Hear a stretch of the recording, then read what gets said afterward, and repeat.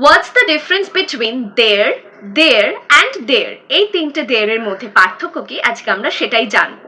প্রথমে THERE, এই দেয়ারের মানে হলো কোনো কিছু পজিশন বা প্লেস। অর্থাৎ আমি যদি কাউকে বলি যে তুমি ওখানে আগে গেছো, কোনো একটা জায়গার কথা বলছে, সে সেখানে আগে গেছে কিনা সেটা আমরা জিজ্ঞেস করছি। তো এটা আমরা কিভাবে বলতে পারি? Have you been there before, have you been there before, তুমি কি আগে ওখানে গেছো? Have you been there before. চলো আরো কিছু এক্সাম্পলস দেখে নেওয়া যাক। লুক ওভার দেয়ার, ওখানে দেখো বা ওখানে তাকাও।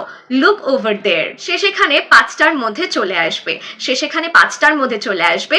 She will be there by 5 PM, she will be there by 5 PM, সে সেখানে 5টার মধ্যে চলে আসবে।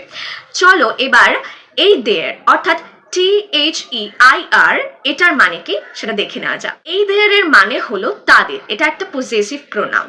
যদি আমি বলি যে ওই বাড়িটি তাদের, দ্য হাউস ইজ দেয়ার, এখানে একটা মালিকানা বা অধিকার শব্দ বোঝাচ্ছে যে বাড়িটি তাদের, তাই এটা একটি পজেসিভ প্রোনাউন। আরো কিছু পজেসিভ প্রোনাউন হলো যেরকম হিজ, হার, মাইন এটসেট্রা। তো আরো কিছু এক্সাম্পলস দেখে নেওয়া যাক এই দেয়ার দিয়ে। তাদের বাড়ি আমাদের বাড়ির পাশেই, their house is next to our house. স্টুডেন্টসরা ক্লাসে তাদের বই আনতে ভুলে গেছে, the students forgot to bring their books to class.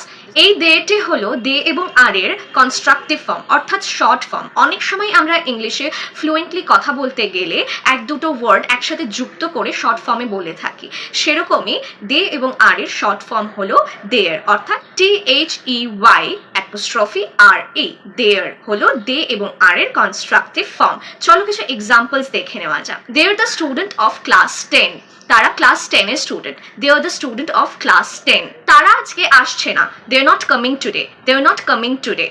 এটাই আমরা যদি ভেঙে বলতাম তাহলে আমরা বলতে পারতাম they are not coming today.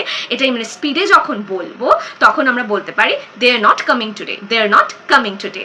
That's it for today, দেখা হচ্ছে পরের ভিডিওতে।